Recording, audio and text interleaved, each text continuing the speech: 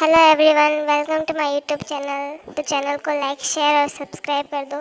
तो ये ज्योग्राफी की प्रैक्टिकल फाइल है, जिसके अंदर आप देख सकते हैं कि फ्रंट पेज पे मैंने अपने स्कूल का नाम और अपना नाम लिखा हुआ है। उसके बाद में आगे यहाँ से फाइल स्टार्ट होती है, जिसके अंदर पहला टॉपिक है वो आंकड़ों का है। उसके बाद